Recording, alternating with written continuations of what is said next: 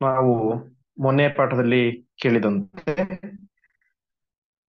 ಅತಿರಿಕ್ತ ದ್ವಾದಶಿ ಬಂದರೆ, ಅದೇ ರೀತಿಯಾಗಿ ಸಾಧನಿ ದ್ವಾದಶಿ ಬಂದರೆ ಅವೆಲ್ಲವನ್ನು ಕೂಡ ಯಾವ ರೀತಿಯಾಗಿ ಆಚರಣೆ ಮಾಡಬೇಕು, ಅದೇ ರೀತಿಯಾಗಿ ಆಚರಣೆ ಮಾಡಬೇಕು ಎಂಬುದಾಗಿ ನಾವು ಮೊನ್ನೆ ಪಾಠದಲ್ಲಿ ಕೇಳಿದ್ದೇವೆ. ಹಾಗಾಗಿ ಅತಿರಿಕ್ತ ದ್ವಾದಶಿ ಎಂದು ಕೂಡ ಅವಶ್ಯವಾಗಿ ಉಪವಾಸವನ್ನು ಮಾಡಲೇಬೇಕು. ಹಾಗಾಗಿ ಅವಾಗ ಎರಡು ಉಪವಾಸ, ಒಂದು ಏಕಾದಶಿ ಉಪವಾಸ, ಇನ್ನೊಂದು ಅತಿರಿಕ್ತ ದ್ವಾದಶಿ ದಿವಸ ಉಪವಾಸ. ಅದೇ ರೀತಿಯಾಗಿ ಸಾಧನ ದ್ವಾದಶಿ ಎಂಬುದು ಬಂದಿದ್ರೆ, ಅಂದ್ರೆ ದ್ವಾದಶಿ ತಿಥಿ ಸ್ವಲ್ಪ ಹೊತ್ತು ಮಾತ್ರ ಇದ್ರೆ ಆ ಸಂದರ್ಭದಲ್ಲಿಯೂ ಕೂಡ ನಾವೇನ್ ಮಾಡಬೇಕು, ಅವಶ್ಯವಾಗಿ ಪಾರಣೆಯನ್ನು ದ್ವಾದಶಿ ತಿಥಿ ಎಷ್ಟು ಹೊತ್ತು ಇರುತ್ತೋ ಅಷ್ಟು ಹೊತ್ತಿನ ಒಳಗಡೆ ನಾವು ಪಾರಣೆಯನ್ನು ಮುಗಿಸಿಕೊಳ್ಳಬೇಕು ಅನ್ನುವಂತಹ ವಿಚಾರವನ್ನ ಆಚಾರ್ಯರು ತಿಳಿಸಿದ್ರು. ಮುಂದಿನ ಶ್ಲೋಕ ನಾನು ಹೇಳ್ತೇನೆ, ನೀವು ಹೇಳಿ. ದ್ವಾದಶೀಂ ಶ್ರವಣೋಪೇತಾಂ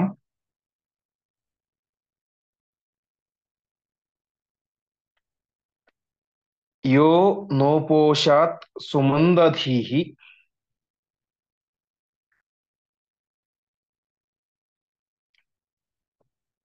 ಪಂಚ ಸಂವತ್ಸರ ಕೃತಂ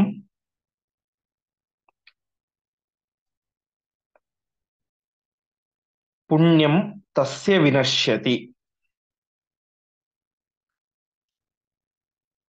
ಹಿಂದೆ ಕೆಲವು ಶ್ಲೋಕಗಳಲ್ಲಿ ಶ್ರವಣ ದ್ವಾದಶಿ ಎಂದು ಕೂಡ ಏನ್ ಮಾಡಬೇಕು, ಅವಶ್ಯವಾಗಿ ಉಪವಾಸವನ್ನು ಮಾಡಬೇಕು ಅಂತ ತಿಳಿಸಿದ್ರು. ಸರಿ, ಏಕಾದಶಿ ಇದೆ, ಮರುದಿವಸ ದ್ವಾದಶಿ, ಸರಿಯಾದಂತಹ ಸಮಯಕ್ಕೆ ಸಂಪೂರ್ಣವಾಗಿ ತಿಥಿ ಇದೆ, ಆದರೆ ಶ್ರವಣ ನಕ್ಷತ್ರ ಇದೆ, ವಿಷ್ಣು ನಕ್ಷತ್ರ. ಹಾಗಾಗಿ ಅಂದಿನ ದಿವಸವೂ ಕೂಡ ಉಪವಾಸವನ್ನು ಮಾಡಲೇಬೇಕು ಅಂತ ತಿಳಿಸಿದ್ರು. ಈಗ ಹೇಳ್ತಾ ಇದ್ದಾರೆ, ಇಂತಹ ದ್ವಾದಶಿಯ ದಿನ, ಶ್ರವಣ ದ್ವಾದಶಿ ದಿನ, ಯೋ ನೋಪೋಷಾತ್ ಸುಮಂದದಿಹಿ, ಯಾರು ಉಪವಾಸವನ್ನು ಮಾಡುವುದಿಲ್ಲವೋ ಅವನು ಕೇವಲ ಮಂದಧೀಯಲ್ಲ, ಸುಮಂದಧೀಹಿ ಅಂತ. ಮಂದಧೀಹಿ ಅಂತ ಹೇಳಿದ್ರೆ ಬುದ್ಧಿ ಕಡಿಮೆ ಇರುವವನು ಅಂತ, ಸುಮಂದಧೀಹಿ ಅಂತ ಹೇಳಿದ್ರೆ ಅತ್ಯಂತ ಬುದ್ಧಿ ಇಲ್ಲದೆ ಇರುವಂತಹ ವ್ಯಕ್ತಿ ಅಂತ. ಹಾಗಾಗಿ ಅವಶ್ಯವಾಗಿ ಅವತ್ತಿನ ದಿವಸ ಉಪವಾಸವನ್ನು ಮಾಡಲೇಬೇಕು. ಒಂದು ವೇಳೆ ಉಪವಾಸವನ್ನು ಮಾಡದೇ ಹೋದರೆ ಪಂಚ ಸಂವತ್ಸರ ಗತಂ ಪುಣ್ಯಂ ತಸ್ಯ ವಿನಶ್ಯತಿ ಅಂತ, 5 ವರ್ಷಗಳ ಕಾಲ ಉಪವಾಸವನ್ನು ಮಾಡಿದಂತಹ ಎಲ್ಲ ಪುಣ್ಯವೂ ಕೂಡ ಏನಾಗುತ್ತೆ, ಆ ಏಕಾದಶಿ ಆ ದ್ವಾದಶಿ ಎಂದು ಉಪವಾಸವನ್ನು ಮಾಡದೇ ಹೋದರೆ ನಾಶ ಆಗುತ್ತೆ ಎಂಬುದಾಗಿ ತಿಳಿಸಿದ್ದಾರೆ. ಹಾಗಾಗಿ ಶ್ರವಣ ದ್ವಾದಶಿ ಎಂದು, ಏಕಾದಶಿ ಎಂದು ಯಾವ ರೀತಿಯಾಗಿ ಉಪವಾಸವನ್ನು ಮಾಡ್ತೇವೋ ಅದೇ ರೀತಿಯಾಗಿ ಅವತ್ತು ಕೂಡ ಉಪವಾಸವನ್ನು ಅವಶ್ಯವಾಗಿ ಮಾಡಲೇಬೇಕು ಅಂತ ತಿಳಿಸ್ತಾ ಇದ್ದಾರೆ. ಇದರಲ್ಲಿ ಇನ್ನೊಂದು ಪ್ರಧಾನವಾದಂತಹ ಅಂಶ ಏನು ಅಂತ ಹೇಳಿದ್ರೆ, ದ್ವಾದಶಿ ತಿಥಿ ಇರಬೇಕು, ಅದೇ ರೀತಿಯಾಗಿ ಶ್ರವಣ ನಕ್ಷತ್ರ ಕೂಡ ಇರಬೇಕು. ಅದು ಯಾವ ರೀತಿ ಅಂತ ಹೇಳಿದ್ರೆ, ಒಂದು ಸೂರ್ಯೋದಯ ಸಮಯದಿಂದಾಗಿ ಮಧ್ಯಾಹ್ನದವರೆಗೆ ದ್ವಾದಶಿ ತಿಥಿ ಇರಬೇಕು, ಅದೇ ರೀತಿಯಾಗಿ ಶ್ರವಣ ನಕ್ಷತ್ರ ಕೂಡ ಇರಬೇಕು. ಆ ರೀತಿಯಾಗಿ ಇದ್ದಾಗ ಮಾತ್ರ ನಾವೇನು ಮಾಡಬೇಕು, ಉಪವಾಸವನ್ನು, ಶ್ರವಣ ಉಪವಾಸವನ್ನು ಮಾಡಬೇಕು. ಒಂದು ವೇಳೆ ಶ್ರವಣ ನಕ್ಷತ್ರ ಎಂಬುದು ಮರುದಿವಸದ ಬೆಳಗ್ಗೆ ತನಕ ಇದ್ರೆ, ಅರ್ಥಾತ್ ತ್ರಯೋದಶಿಯ ಬೆಳಗ್ಗೆ ತನಕ ಇದ್ದರೆ ಅವತ್ತು ಉಪವಾಸವನ್ನು ಮಾಡುವಂತಹ ಅವಶ್ಯಕತೆ ಇಲ್ಲ ಅಂತ ತಿಳಿಸಿದ್ದಾರೆ. ಹಾಗಾಗಿ ಶ್ರವಣ ನಕ್ಷತ್ರ ಮತ್ತು ದ್ವಾದಶಿ ಒಂದು ವೇಳೆ ಮಧ್ಯಾಹ್ನದ ತನಕ ಇದ್ದರೆ ಆವಾಗ ಮಾತ್ರ ನಾವೇನ್ ಮಾಡಬೇಕು, ಉಪವಾಸವನ್ನು ಮಾಡಬೇಕು ಅಂತ ತಿಳಿಸ್ತಾ ಇದ್ದಾರೆ. ಅದೇ ಮಧ್ಯಾಹ್ನದವರೆಗೆ ಇರ್ಲೇಬೇಕು ಅಂತ, ಆಮೇಲೆ ಇದ್ರೂ ಮಾಡಬಹುದು, ಕನಿಷ್ಠ ಮಧ್ಯಾಹ್ನದವರೆಗಂತೂ ಇರ್ಲೇಬೇಕು. ಒಂದು ವೇಳೆ ನಕ್ಷತ್ರ ಎಂಬುದು ಮರುದಿವಸದ ವರೆಗೆ ಇದ್ದರೆ ಆವಾಗ ಏನಿಲ್ಲ, ಉಪವಾಸ ಇಲ್ಲ ಎಂಬುದಾಗಿ ತಿಳಿಸ್ತಾ ಇದ್ದಾರೆ. ಈ ರೀತಿಯಾಗಿ ಮಧ್ಯಾಹ್ನ ವ್ಯಾಪಿನಿ ಶ್ರವಣ ಸದೋಪೋಷ್ಯ ವಿಚಕ್ಷಣೈ ಯದಿ ಚ ದ್ವಾದಶಿ ಸ್ವಲ್ಪ ಶ್ರಾವಣಂ ಚಾತಿರಿಚ್ಯತೆ ಅಂತ, ಒಂದು ವೇಳೆ ದ್ವಾದಶಿ ತಿಥಿ ಮಧ್ಯಾಹ್ನದವರೆಗೆ ಇಲ್ಲ, ಸ್ವಲ್ಪ ಮಾತ್ರ ದ್ವಾದಶಿ ಇದೆ, ಅಂತಹ ಸಂದರ್ಭದಲ್ಲಿ ಶ್ರವಣ ನಕ್ಷತ್ರ ಮಧ್ಯಾಹ್ನದವರೆಗೆ ಇದ್ದರೂ ಕೂಡ ಅಲ್ಲಿ ಏನ್ ಮಾಡ್ಬೇಕಾಗಿಲ್ಲ, ಉಪವಾಸ ಮಾಡಬೇಕಾಗಿಲ್ಲ. ಒಟ್ಟಿನಲ್ಲಿ ಗಮನಿಸಬೇಕಾದಂತಹ ಅಂಶ, ಶ್ರವಣ ನಕ್ಷತ್ರವೂ ಮಧ್ಯಾಹ್ನದವರೆಗೆ ಇರಬೇಕು, ದ್ವಾದಶಿ ತಿಥಿ ಕೂಡ ಮಧ್ಯಾಹ್ನದವರೆಗೆ ಇದ್ದಾಗ ಆ ಸಂದರ್ಭದಲ್ಲಿ ಏಕಾದಶಿ ಉಪವಾಸವನ್ನು ಮಾಡಿದಂತೆ ಅವತ್ತು ಕೂಡ ಉಪವಾಸವನ್ನು ಮಾಡಬೇಕು ಎಂಬುದಾಗಿ ಹೇಳ್ತಾ ಇದ್ದಾರೆ. ಮುಂದಿನ ಶ್ಲೋಕ ಏಕಾದಶೀಂ ಉಪೋಷ್ಯಾಥ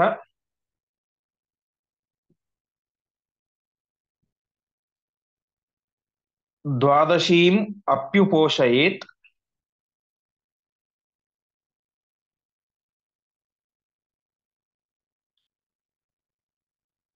ನ ತತ್ರ ವಿಧಿಲೋಪ ಸ್ಯಾತ್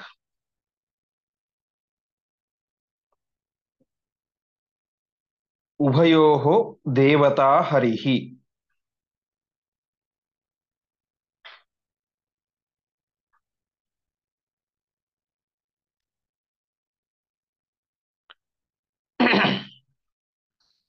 ಹಾಗಾದರೆ ಶ್ರವಣ ನಕ್ಷತ್ರ ಇರುವಂತಹ ದ್ವಾದಶಿ ಎಂದು ಉಪವಾಸವನ್ನು ಮಾಡಬೇಕು ಅನ್ನುವಂತಹ ಅಂಶವನ್ನು ತಿಳಿಸಿದರು. ಹಾಗಾದ್ರೆ ನಮಗೆ ಪ್ರಶ್ನೆ ಬರುತ್ತೆ, ಶ್ರವಣ ನಕ್ಷತ್ರ ಇರುವಂತಹ ದ್ವಾದಶಿ ಎಂದು ಉಪವಾಸವನ್ನು ಮಾಡಬೇಕು ಅಂತ ಹೇಳಿದ್ರೆ ಏಕಾದಶಿ ಎಂದು ಉಪವಾಸವನ್ನು ಮಾಡಬೇಕೋ ಬೇಡವೋ? ಅದೇ ರೀತಿಯಾಗಿ ದ್ವಾದಶಿ ಯಾವುದಕ್ಕೆ ವಿಧಾನವನ್ನು ಮಾಡಿದ್ದಾರೆ? ಪಾರಣೆಗೆ ಅತ್ಯಂತ ಮಹತ್ವವನ್ನು ದ್ವಾದಶಿ ಕೊಟ್ಟಿದ್ದಾರೆ. ನಾವು ದ್ವಾದಶಿ ಎಂದು ಪಾರಣೆಯನ್ನು ಮಾಡದೇನೆ ಅವತ್ತು ಕೂಡ ಉಪವಾಸವನ್ನು ಮಾಡಿದರೆ ದ್ವಾದಶಿಯ ನಿಯಮವನ್ನು ಪಾಲನೆ ಮಾಡಿದ ರೀತಿ ಆಗುವುದಿಲ್ಲ. ಹಾಗಾಗಿ ಅದರಿಂದ ಏನಾದರೂ ದೋಷ ಬರುತ್ತಾ ಅಂತ ಪ್ರಶ್ನೆ ಬರುತ್ತೆ. ಒಂದು, ಏಕಾದಶಿ ಎಂದು ಉಪವಾಸವನ್ನು ಮಾಡಬೇಕಾ ಅಂತ. ಇನ್ನೊಂದು, ಈ ದಿವಸ ಉಪವಾಸವನ್ನು ಮಾಡಿದರೆ ಪಾಲನೆ ಮಾಡಿದ ರೀತಿ ಆಗೋದಿಲ್ಲ. ಹಾಗಾಗಿ ಆ ದ್ವಾದಶಿಯ ಪುಣ್ಯ ಬರುತ್ತಾ ಅಂತ ಪ್ರಶ್ನೆ ಬರುತ್ತೆ. ಅದಕ್ಕೆ ಆಚಾರ್ಯರು ಹೇಳ್ತಾ ಇದ್ದಾರೆ, ಏಕಾದಶೀಂ ಉಪೋಷ್ಯಾಥ ದ್ವಾದಶೀಂ ಅಪ್ಯುಪೋಷಯೇತ್ ಅಂತ. ಇಂತಹ ಸಂದರ್ಭಗಳಲ್ಲಿ ನಾವೇನ್ ಮಾಡಬೇಕು ಅಂತ ಹೇಳಿದ್ರೆ ಏಕಾದಶಿಯನ್ನು ಕೂಡ ಅವಶ್ಯವಾಗಿ ಉಪವಾಸವನ್ನು ಮಾಡಲೇಬೇಕು. ಹಾಗೆಯೇ ದ್ವಾದಶೀಂ ಅಪ್ಯುಪೋಷಯೇತ್, ದ್ವಾದಶಿ ಎಂದು ಕೂಡ ಉಪವಾಸವನ್ನು ಮಾಡಲೇಬೇಕು. ಈ ರೀತಿಯಾಗಿ ಮಾಡಿದಾಗ ನತತ್ರ ವಿಧಿಲೋಪಸ್ಯ, ಈ ರೀತಿಯಾಗಿ ಮಾಡಿದಾಗ ಏನಾಗೋದಿಲ್ಲ ಅಂತ ಹೇಳಿದ್ರೆ ದ್ವಾದಶಿ ಪಾರಣ ವಿಧಿಗೆ ಲೋಪ ಬರ್ಲಿಕ್ಕೆ ಸಾಧ್ಯ ಇಲ್ಲ ಅಂತ. ಅಂದ್ರೆ ದ್ವಾದಶಿ ಪಾರಣೆಯನ್ನು ಮಾಡಬೇಕು ಅಂತ ನಿಯಮ ಇದೆ. ನಾವು ಏನ್ ಮಾಡೋದಿಲ್ಲ, ಇವಾಗ ಶ್ರವಣ ನಕ್ಷತ್ರ ಬಂದ್ರೆ ನಾಳಿದ್ದು ಏಕಾದಶಿ, ಮತ್ತೆ ಮರುದಿನ ದ್ವಾದಶಿ ಇದೆ, ಮುಂದೆ ಬರುವಂತಹ ಏಕಾದಶಿ ದ್ವಾದಶಿ, ಅಲ್ಲಿ ಶ್ರವಣ ನಕ್ಷತ್ರ ಇದೆ, ಶನಿವಾರ ಮತ್ತು ಭಾನುವಾರ. ಭಾನುವಾರ ಶ್ರವಣ ನಕ್ಷತ್ರ ಇದೆ, ಹಾಗಾಗಿ ಎರಡು ಉಪವಾಸ ಬಂದಿದೆ ಈ ಸಲ. ಇಂತಹ ಸಂದರ್ಭದಲ್ಲಿ ನಾವೇನ್ ಮಾಡ್ಬೇಕು ಅಂತ, ಪಾರಣೆ ಮಾಡದೆ ಹೋದ್ರೆ ಪಾಪ ಬರುತ್ತಾ ಅಂತ ಪ್ರಶ್ನೆ ಬಂದ್ರೆ ಅದಕ್ಕೆ ಹೇಳ್ತಾ ಇದ್ದಾರೆ ಆಚಾರ್ಯರು, ನತತ್ರ ವಿಧಿಲೋಪಸ್ಯ, ಅಲ್ಲಿ ದ್ವಾದಶಿಯ ಪಾರಣೆಯ ನಿಯಮವನ್ನು ಮೀರಿದ ಪುಣ್ಯ ಮೀರಿದ ಪಾಪ ಬರ್ಲಿಕ್ಕೆ ಸಾಧ್ಯ ಇಲ್ಲ ಅಂತ. ಯಾಕೆ ಅಂತ ಹೇಳಿದ್ರೆ ಉಭಯೋಹೋ ದೇವತಾ ಹರಿಹಿ ಅಂತ. ಏಕಾದಶಿ ತಿಥಿಗೂ ಪರಮಾತ್ಮನೇ ದೇವತೆ, ದ್ವಾದಶಿ ತಿಥಿಗೂ ಕೂಡ ಪರಮಾತ್ಮನೇ ದೇವತೆ. ಹಾಗಾಗಿ ಯಾಕೆ ಅಂತ ಹೇಳಿದ್ರೆ ಅಂದಿನ ದ್ವಾದಶಿ ದಿನ ಏನಿರುತ್ತೆ, ಶ್ರವಣ ನಕ್ಷತ್ರ ಇರುತ್ತೆ. ಏಕಾದಶಿ ಪರಮಾತ್ಮನ ದಿನ, ಹರಿದಿನ. ಶ್ರವಣ ನಕ್ಷತ್ರ ಅದು ಹರಿಯ ನಕ್ಷತ್ರ. ಹಾಗಾಗಿ ಆ ಎರಡೂ ಕೂಡ ಪರಮಾತ್ಮನಿಗೆ ಸಂಬಂಧಪಟ್ಟಂತಹ ದಿನಗಳಾಗಿದೆ. ಆದ್ದರಿಂದಾಗಿ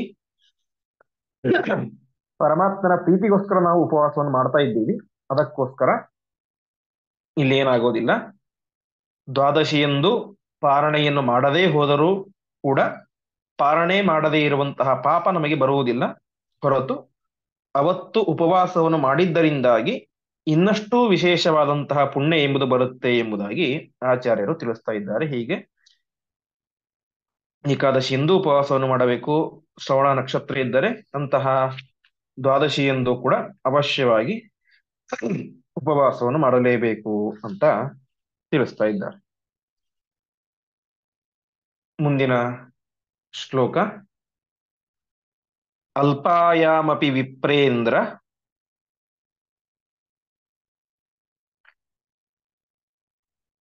ಪಾರಣಂ ತು ಕಥಂ ಭವೇತ್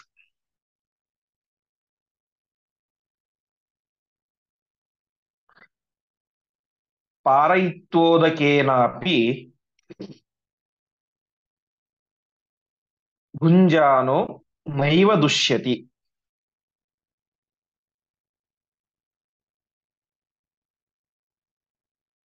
ಇಲ್ಲಿಯ ತನಕ ಒಂದು ಅಂಶವನ್ನು ಹೇಳಿದರು, ದ್ವಾದಶಿ ತಿಥಿ ದಿವಸ ಶ್ರವಣ ನಕ್ಷತ್ರ ಬಂದಿದ್ದರೆ ಆ ರೀತಿಯಾಗಿ ಮಾಡಬೇಕು ಅಂತ. ಈಗ ಹೇಳ್ತಾ ಇದ್ದಾರೆ, ಕೆಲವೊಂದು ಸಲ ಏನಾಗಿರುತ್ತೆ, ಸಾಧನ ದ್ವಾದಶಿ ಅಂತ ಬಂದಿರುತ್ತೆ. ಅಂದರೆ ದ್ವಾದಶಿ ತಿಥಿ ಸ್ವಲ್ಪ ಹೊತ್ತು ಇರುತ್ತೆ. ಕೆಲವೊಂದು ನಿಮಿಷಗಳ ಕಾಲ ಇರುತ್ತೆ. ಸೂರ್ಯೋದಯ ಆದ ಮೇಲೆ ಒಂದು 5 ನಿಮಿಷ, 10 ನಿಮಿಷ, 15 ನಿಮಿಷ ಈ ರೀತಿ ಇರುತ್ತೆ. ಸೂರ್ಯೋದಯ 6 ಕಾಲಿಗೆ ಆಯ್ತು ಅಂತ ಹೇಳಿದ್ರೆ 6:15 ತನಕ ಮಾತ್ರ ಏನಿರುತ್ತೆ, ದ್ವಾದಶಿ ತಿಥಿ ಇರುತ್ತೆ. ಇಂತಹ ಸಂದರ್ಭದಲ್ಲಿ ಪಾರಣೆಯನ್ನು ಹೇಗ್ ಮಾಡಬೇಕು ಅಂತ. ಯಾಕೆ ಅಂತ ಹೇಳಿದ್ರೆ, ಪಾರಣೆ ಅನ್ನೋದು ಮಾತ್ರ ಅಲ್ಲ, ಆ ಸಂದರ್ಭದಲ್ಲಿ ಏನಾಗಬೇಕು, ದೇವರ ಪೂಜೆ ಆಗಬೇಕು, ಸಂಧ್ಯಾ ವಂದನೆ ಆಗಬೇಕು, ವೈಶ್ಯದೇವ ಕರ್ಮ ಎಲ್ಲವೂ ಕೂಡ ಆಗಬೇಕು. ಹಾಗಾಗಿ ಅಂತಹ ಸಂದರ್ಭದಲ್ಲಿ ಏನ್ ಮಾಡಬೇಕು ಅಂತ ಪ್ರಶ್ನೆ ಬರುತ್ತೆ. ಸಾಧನೆ ದ್ವಾದಶಿ ತುಂಬಾ ಕಡಿಮೆ ಸಮಯ, ಕೆಲವು ನಿಮಿಷಗಳು ಮಾತ್ರ ಇದೆ. ಹಾಗಾಗಿ ಆ ಸಂದರ್ಭದಲ್ಲಿ ಏನ್ ಮಾಡಬೇಕು ಅಂತ ಹೇಳಿದ್ರೆ, ಅದಕ್ಕೆ ಆಚಾರ್ಯರು ತಿಳಿಸ್ತಾ ಇದ್ದಾರೆ, ಅಲ್ಪಾಯಾಮಪಿ ವಿಪ್ರೇಂದ್ರ ಪಾರಣಂತು ಕಥಂ ಭವೇತ್. ಹೇಗ್ ಮಾಡಬೇಕು ಅಂತ ಹೇಳಿದ್ರೆ, ಪಾರಯಿತ್ವೋದಕೇನಾಪಿ ಭುಂಜಾನೋ ನೈವ ದುಷ್ಯತಿ ಅಂತ. ಆ ಸಂದರ್ಭದಲ್ಲಿ ನಾವೇನ್ ಮಾಡ್ಬೇಕು ಅಂತ ಹೇಳಿದ್ರೆ, ಪಾರಯಿತ್ವ ಉದಕೇನಾಪಿ ಅಂತ, ತೀರ್ಥವನ್ನು ಪ್ರಾಶನ ಮಾಡಿ, ಒಂದು ವೇಳೆ ಅಡಿಗೆ ಆಗಿದ್ದರೆ ಅವಶ್ಯವಾಗಿ ಊಟವನ್ನು ಮಾಡಬೇಕು. ಮಾಡ್ಲಿಕ್ಕೆ ಸಾಧ್ಯ ಆಗಲಿಲ್ಲ ಅಂತ ಹೇಳಿದ್ರೆ ತೀರ್ಥವನ್ನು ಸ್ವೀಕಾರ ಮಾಡಿ ನೀರನ್ನಾದರೂ ಕೂಡ ಕುಡಿಬೇಕು ಅಂತ ತಿಳಿಸ್ತಾ ಇದ್ದಾರೆ. ಯಾಕೆ ಅಂತ ಹೇಳಿದ್ರೆ, ಭಾಗವತದಲ್ಲಿ ಅಂಬರೀಷನ ಚರಿತ್ರೆ ಬರುತ್ತೆ. ಅಂಬರೀಷ ಮಹಾರಾಜನ ಮನೆಗೆ ದ್ವಾದಶಿಯ ದಿನ ದೂರ್ವಾಸ ಋಷಿಗಳು ತಮ್ಮ ಸಾವಿರಾರು ಶಿಷ್ಯರೊಟ್ಟಿಗೆ ಬಂದಿದ್ದಾರೆ, ಪಾರಣೆ ಮಾಡಬೇಕು ಅಂತ.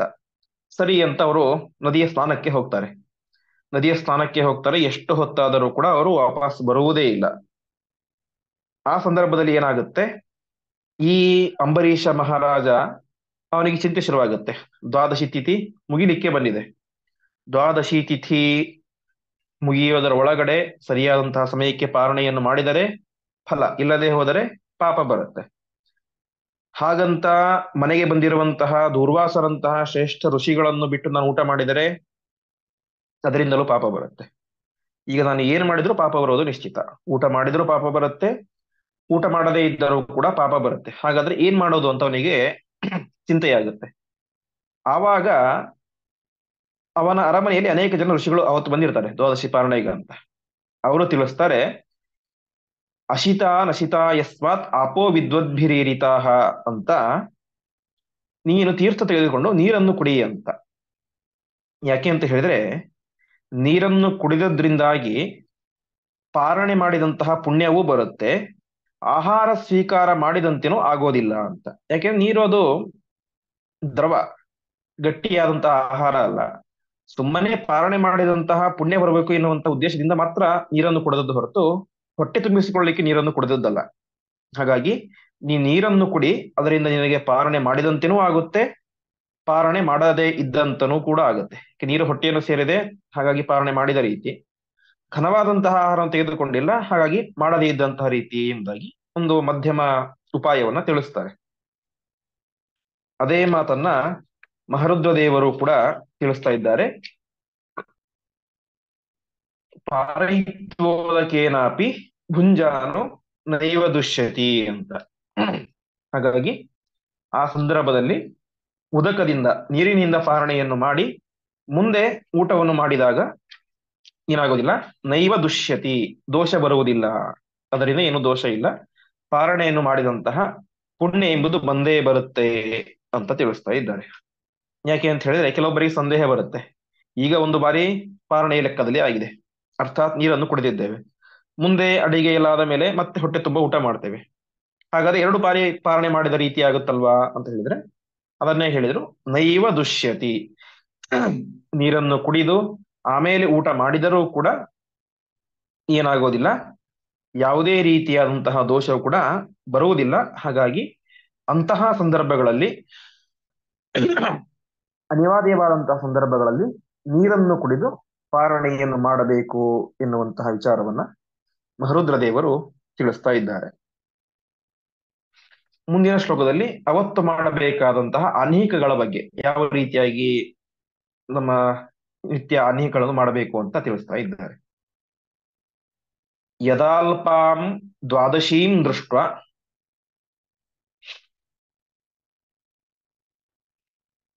ನಿಶೀಥಾದೂರ್ಧ್ವಮೇವ ಊರ್ಧ್ವಮೇವತು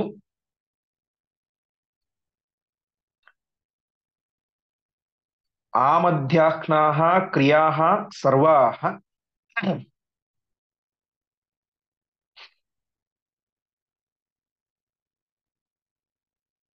ಕರ್ತವ್ಯಾಃ ಶಂಭುಶಾಸನ.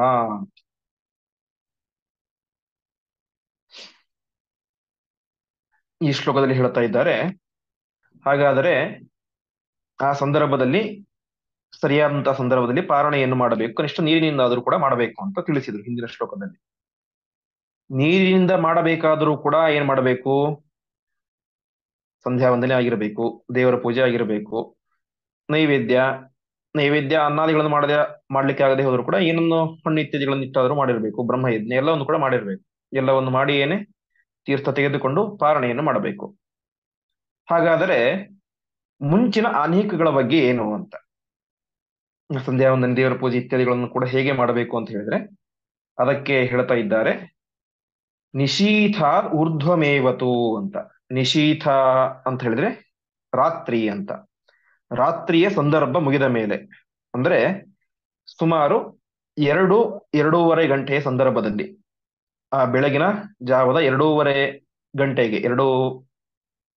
ಗಂಟೆಗೆ ಎದ್ದು ಆ ಸಂದರ್ಭದಲ್ಲಿ ತಾನು ಎಲ್ಲ ನಿತ್ಯ ಕ್ರಮಾನುಷ್ಠಾನಗಳನ್ನು ಕೂಡ ಮಾಡಬೇಕು ಅಂತ ತಿಳಿಸ್ತಾ ಇದ್ದಾರೆ. ಅಲ್ಲಿ ಸ್ನಾನ, ಪೂಜೆ, ಅದೇ ರೀತಿಗೆ ವೈಶ್ವದೇವ, ಬ್ರಹ್ಮಯಜ್ಞ ಎಲ್ಲವನ್ನು ಕೂಡ ಅವಶ್ಯವಾಗಿ ಮಾಡಬೇಕು.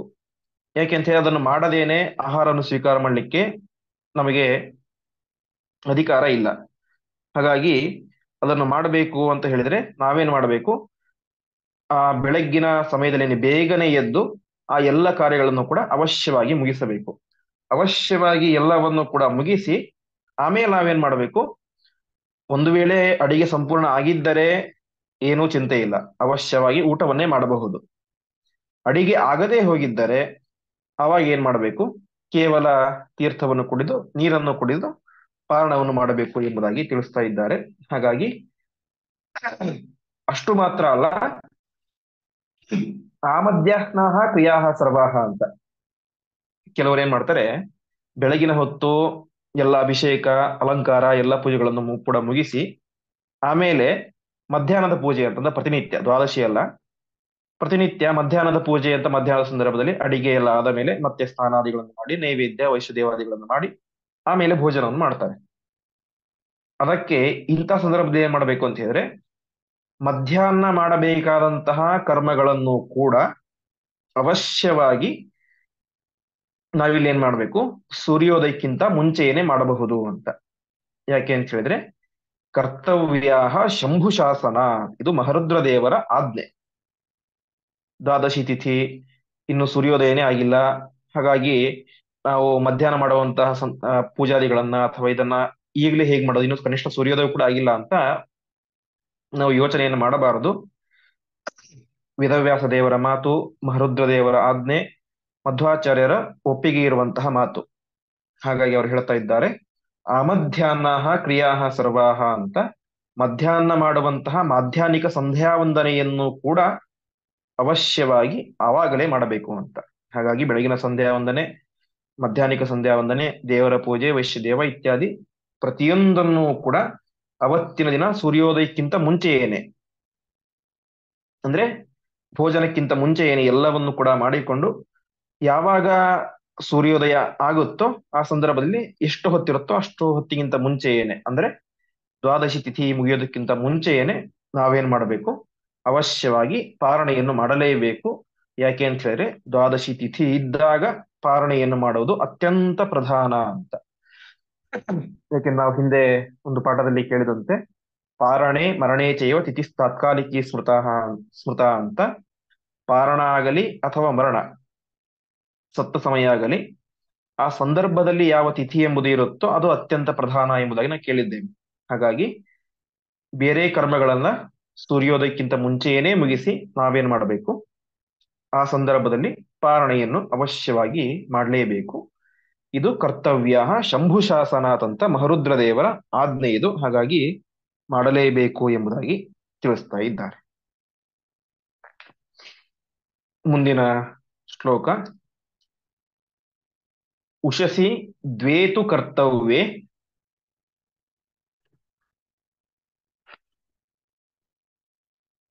ಪ್ರಾತರ್ ಮಾಧ್ಯಾಹ್ನಿಕ ಕ್ರಿಯೆ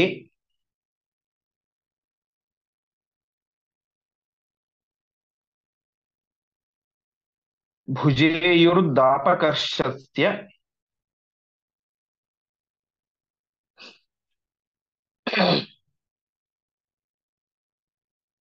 ತದಂತರ್ನ್ಯಾಯತೋ ಭವೇತ್.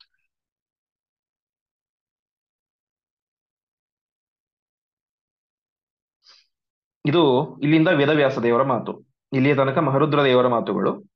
ಇಲ್ಲಿನಿಂದ ಮುಂದೆ ಸಾಕ್ಷಾತ್ ವೇದವ್ಯಾಸ ದೇವರೇ ಹೇಳುವಂತಹ ಮಾತುಗಳು.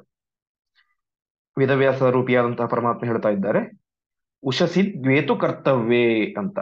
ಉಷಕ್ಕಾಲ, ಬೆಳಗಿನ ಕಾಲದಲ್ಲಿ, ಅಂದ್ರೆ ಯಾವಾಗ ಸಾಧನೆ ದ್ವಾದಶಿ ಇರುತ್ತೋ ಆ ದಿವಸ ಬೆಳಗ್ಗೆ ಪ್ರಧಾನವಾಗಿ ಎರಡನ್ನು ಮಾಡಬೇಕು ಅಂತ ತಿಳಿಸ್ತಾ ಇದ್ದಾರೆ. ಪ್ರಾತಃ ಮಾಧ್ಯಾಹ್ನಿಕ ಕ್ರಿಯೆ ಅಂತ. ಪ್ರಾತಃ ಕಾಲದಲ್ಲಿ ಮಾಡಬೇಕಾದಂತಹ ಕಾರ್ಯಗಳನ್ನು ಕೂಡ ಅವಶ್ಯವಾಗಿ ಆ ಸಂದರ್ಭದಲ್ಲಿಯೇ ಮಾಡಬೇಕು. ಅದೇ ರೀತಿಯಾಗಿ ಮಾಧ್ಯಾಹ್ನಿಕ ಕ್ರಿಯೆ, ಮಧ್ಯಾಹ್ನ ಮಾಡುವಂತಹ ಕಾರ್ಯಗಳನ್ನು ಕೂಡ ಅವಶ್ಯವಾಗಿ ಆಗಲೇನೆ ಮುಗಿಸಬೇಕು ಅಂತ.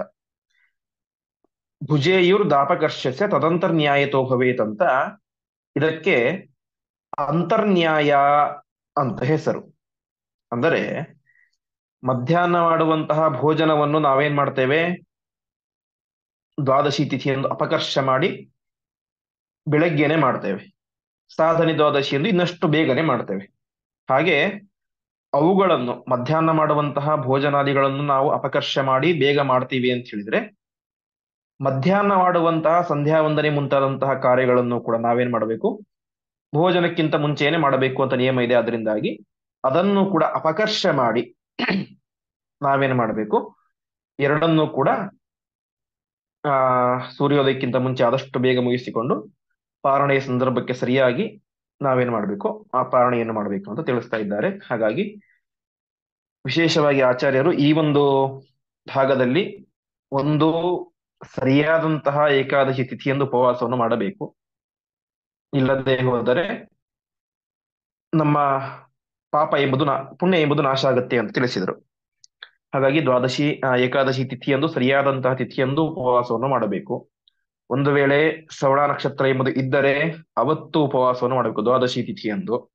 ಇನ್ನು ಕೆಲವೊಂದು ಅತಿರಿಕ್ತ ದ್ವಾದಶಿ ಅಂತ ಇರುತ್ತೆ, ಅವತ್ತು ಉಪವಾಸವನ್ನು ಮಾಡಬೇಕು. ಇನ್ನು ಏಕಾದಶಿ ತಿಥಿಯಂದು ದಶಮಿಯ ವೇದ, ಅಂದ್ರೆ ಸೂರ್ಯೋದಯಕ್ಕಿಂತ ಮುಂಚೆ ಅರುಣೋದಯ ಸಂದರ್ಭದಲ್ಲಿ ದಶಮಿ ತಿಥಿಯ ಸ್ಪರ್ಶ ಸ್ವಲ್ಪ ಇದ್ದರೂ ಕೂಡ ಅವತ್ತು ಉಪವಾಸವನ್ನು ಮಾಡಬಾರದು. ಇಷ್ಟೆಲ್ಲ ಅಂಶಗಳನ್ನು ತಿಳಿಸಿ ಮುಂದೆ ದ್ವಾದಶಿ ತಿಥಿಯ ಪಾರಣೆಯ ಬಗ್ಗೆ, ಶ್ರವಣ ನಕ್ಷತ್ರಾದಿಗಳು ಬಂದಾಗ ಉಪವಾಸವನ್ನು ಮಾಡೋದು ಎಷ್ಟು ಪುಣ್ಯಕರವೋ ಅಷ್ಟೇ ಪುಣ್ಯಕರವಾದದ್ದು ಸರಿಯಾದಂತಹ ತಿಥಿಯಲ್ಲಿ, ಅಂದ್ರೆ ತಿಥಿ ಇರುವಂತಹ ಸಂದರ್ಭದಲ್ಲಿ ಆ ದ್ವಾದಶಿ ಪಾರಣೆಯನ್ನು ಮಾಡೋದು ಅತ್ಯಂತ ಪುಣ್ಯಕರವಾದದ್ದು. ಹಾಗಾಗಿ ಅದಕ್ಕೋಸ್ಕರ ಆದಷ್ಟು ಬೇಗ ಎದ್ದು ಏನ್ ಮಾಡಬೇಕು, ಆ ಎಲ್ಲ ನಿತ್ಯ ಕಾರ್ಯಗಳನ್ನು ಕೂಡ ಮುಗಿಸಿಕೊಂಡು ಪಾರಣೆಯ ಸಂದರ್ಭಕ್ಕೆ ಸರಿಯಾಗಿ ಪಾರಣೆಯನ್ನು ಮಾಡಬೇಕು. ಪಾರಣೆಯನ್ನು ಮಾಡಲಿಕ್ಕೆ ಆಗದೇ ಹೋದರೆ ಕನಿಷ್ಠ ನೀರನ್ನಾದ್ರೂ ಕುಡಿಬೇಕು ಅಂತ ಹೇಳಿದರು. ಇದಕ್ಕೆ ವ್ಯಾಖ್ಯಾನವನ್ನು ಮಾಡಬೇಕಾದ್ರೆ ಉಮರ್ಜಿ ಆಚಾರ್ಯರು ಅಂತ ಅವರು ಹೇಳ್ತಾರೆ, ಪತ್ನಿ ಪತಿವ್ರತ ಯಾ ಸ್ಯಾತ್ ಪರಾಧೀನೋಪಿ ಯೋ ನರಃ ಸತೀರ್ಥ ಪಾರಣಂ ಕೃತ್ವ ಪಶ್ಚಾತ್ ಭುಂಕ್ತಾ ಫಲಂ ಲಭೇತ್ ಬ್ರಾಹ್ಮಣಾದೀನ್ ಭೋಜಯಿತ್ವಾ ತೀರ್ಥಂ ಪ್ರಾಶ್ಯ ಸ್ವಯಂ ಸುದೀಹಿ ಪಶ್ಚಾತ್ ಭುಂಜನ್ ಫಲಂ ಯಾತಿ ನಾತ್ರ ಕಾರ್ಯ ವಿಚಾರಣ ಅಂತ ಒಂದು ಇನ್ನೊಂದು ವಿಶಿಷ್ಟವಾದಂತ ಅಂಶವನ್ನು ಹೇಳಿದ್ದಾರೆ. ಹಿಂದೆ ನಾವು ನೋಡಿದಂತೆ ಅಲ್ಪದ್ವಾದಶಿ ಇರುತ್ತೆ. ಅಂತಹ ಸಂದರ್ಭದಲ್ಲಿ ಅಂದ್ರೆ ಇರೋದು 10-15 ನಿಮಿಷ ಅಂತ ಇಟ್ಕೊಳ್ಳಿ. ಆವಾಗ ಮನೆಯಲ್ಲಿ 4-5 ಜನ ಇರ್ತಾರೆ. ಆವಾಗ ಗಂಡ ಇತ್ಯಾದಿಗಳು ಊಟಕ್ಕೆ ಕೂತಿರ್ತಾರೆ. ಹೆಂಡತಿ ಆದಂತವ್ರು ಬಡಿಸ್ಬೇಕು. ಗಂಡ ಅತ್ತೆ ಮಾವನ ಊಟ ಏನೋ ಸಾಧನೆ ದ್ವಾದಶಿ ಸಂದರ್ಭದಲ್ಲಿ ಆಗಿ ಹೋಗಿಬಿಡುತ್ತೆ. ಆ ಬಡಿಸುವಂತಹ ಹೆಂಡತಿ ಊಟ ಮಾಡುವ ಸಂದರ್ಭದಲ್ಲಿ ದ್ವಾದಶಿ ತಿಥಿ ಮುಗಿದು ತ್ರಯೋದಶಿ ಬಂದ್ಬಿಟ್ಟಿರುತ್ತೆ. ಇದು ಒಂದು ಹಂತ. ಇನ್ನು ಕೆಲವರು ಪರಾಧೀನರಾಗಿರ್ತಾರೆ, ಅಂದ್ರೆ ಅವರಿಗೆ ಎತ್ತಲಿಕ್ಕೆ ಕುಡಿಸ್ಲಿಕ್ಕೆ ಒಬ್ಬರೆಲ್ಲ ಬೇಕು. ಅವರಿಗೆಲ್ಲ ಅಷ್ಟು ಬೇಗ ಎದ್ದು ಸ್ನಾನಗಳನ್ನು ಮುಗಿಸಿ ಪಾಲನೆ ಮಾಡ್ಲಿಕ್ಕೆ ಸಾಧ್ಯ ಆಗೋದಿಲ್ಲ. ಅಥವಾ ಕೆಲವರು ಮಠ ಮುಂತಾದಂತವುಗಳಲ್ಲಿ ಬಡಿಸುವವರು ಅಂತ ಇರ್ತಾರೆ, ಅಡಿಗೆಯವರು ಬಡಿಸುವವರು, ಅವರೆಲ್ಲ ಬಡಿಸಿ ಆಮೇಲೆ ಊಟ ಕೊಡುವಂಥವ್ರು. ಅವರೇನೋ ಪಾಪ ಬಡಿಸಿ ನಮಗೆ ಪುಣ್ಯ ಬರುತ್ತೆ, ಸಕಾಲಕ್ಕೆ ಭೋಜನವನ್ನು ಮಾಡಿದಂತಹ ಪುಣ್ಯ. ಆದರೆ ಅವರಿಗೆ ಆ ಪುಣ್ಯ ಬರ್ಲಿಲ್ಲ ಅಂತ ಅನ್ಸುತ್ತೆ. ಅದೇ ರೀತಿಯಾಗಿ ಒಂದು ವೇಳೆ ಮನೆಗೆ ಬ್ರಾಹ್ಮಣರನ್ನೇ ಭೋಜನಕ್ಕೆ ಅಂತ ಕರೆದಿದ್ರೆ ಆ ಸಂದರ್ಭದಲ್ಲಿ ಬ್ರಾಹ್ಮಣರಿಗೆ ತೀರ್ಥವನ್ನು ಕೊಟ್ಟು ಭೋಜನ ಹಾಕ್ತೇವೆ. ಯಜಮಾನ ಅವನು ಊಟ ಮಾಡ್ಲಿಕ್ಕೆ ಆಗೋದಿಲ್ಲ. ಹಾಗಾಗಿ ಆ ಸಂದರ್ಭದಲ್ಲಿ ಯಾವ ರೀತಿ ಅಂತ ಅದಕ್ಕೆ ಇಲ್ಲಿ ಹೇಳ್ತಾ ಇದ್ದಾರೆ. ಹೆಂಡತಿಯಾದಂಥವಳು ಅವರಿಗೆಲ್ಲ ಬಡಿಸಿ ತಾನು ತೀರ್ಥವನ್ನು ಸ್ವೀಕಾರ ಮಾಡಿದಾಗ ಏನಾಗುತ್ತೆ, ಅದು ವಿಶಿಷ್ಟವಾದಂತಹ ಪಾಲನೆ ಮಾಡಿದಂತಹ ಪುಣ್ಯವನ್ನೇ ಕೊಡುತ್ತೆ. ಅದೇ ರೀತಿಯಾಗಿ ಪರಾಧೀನರಾದಂತಹ ವ್ಯಕ್ತಿಗಳಿಗಂತೂ ಅವ್ರು ಕನಿಷ್ಠ ತೀರ್ಥಪ್ರಾಶನವನ್ನಾದ್ರೂ ಮಾಡಬೇಕು. ಅದೇ ರೀತಿಯಾಗಿ ಮಠ ಮಂದಿರಾದಿಗಳಲ್ಲಿ ಬಡಿಸುವಂತಹ ವ್ಯಕ್ತಿಗಳಾಗಲಿ ಅಥವಾ ಮನೆಗೆ ಬಂದಂತಹ ವ್ಯಕ್ತಿಗಳಿಗೇನೆ ಬಡಿಸುವಂತಹ ಮನೆಯ ಯಜಮಾನನೇ ಆಗಲಿ, ತಾನು ಅವರಿಗೆ ಭೋಜನವನ್ನು ಭೋಜನಕ್ಕೆ ಕೂಡಿಸಿ ನಂತರ ತಾನು ತೀರ್ಥವನ್ನು ಪ್ರಾಶನ ಮಾಡಿ ಸ್ವಲ್ಪ ನೀರನ್ನಾದ್ರೂ ಕುಡಿದಾಗ ಅದೇನಾಗುತ್ತೆ, ಪಶ್ಚಾತ್ ಭುಂಜನ್ ಫಲಂ ಯಾತಿ, ಆಮೇಲೆ ಊಟ ಮಾಡಿದರೂ ಕೂಡ ಅದೇನಾಗೋದಿಲ್ಲ, ಅವನಿಗೆ ಪಾಪ ಎಂಬುದು ಬರೋದಿಲ್ಲ. ಸಾಧನ ದ್ವಾದಶಿ ಎಂದು ಊಟ ಮಾಡಿದರೆ ಯಾವ ರೀತಿಯಾದ ಪುಣ್ಯ ಬರುತ್ತೋ ಅಷ್ಟೇ ಪುಣ್ಯ ಏನಾಗುತ್ತೆ ಅವನಿಗೂ ಕೂಡ ಬರುತ್ತೆ ಅಂತ ತಿಳಿಸಿದ್ದಾರೆ. ಹಾಗಾಗಿ ಈ ರೀತಿಯಾದಂತಹ ಸಂದರ್ಭಗಳಲ್ಲಿ ಪ್ರಧಾನ ಪ್ರಾಶಸ್ತ್ಯ ಆ ಮನೆಯ ಹಿರಿಯರಿಗೆ ಅಥವಾ ಮನೆಗೆ ಬಂದಂತಹ ಬ್ರಾಹ್ಮಣರಿಗೆ ಅವರಿಗೆ ಊಟವನ್ನು ಹಾಕಿಸಿದ ಪುಣ್ಯವೂ ಬರುತ್ತೆ.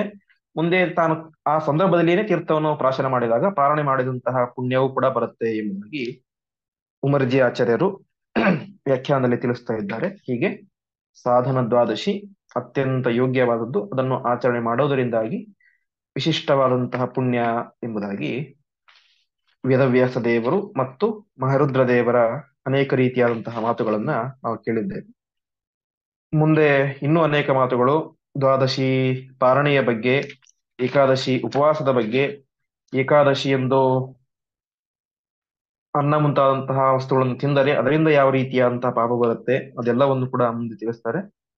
ಆ ಉಳಿದ ಭಾಗಗಳನ್ನು ಮುಂದಿನ ಪಾಠದಲ್ಲಿ ನೋಡೋಣ ಎಂಬುದಾಗಿ ಹೇಳುತ್ತಾ ಇಂದಿನ ಪಾಠವನ್ನ ಶ್ರೀಕೃಷ್ಣ ಅರ್ಪಣಮಸ್ತು.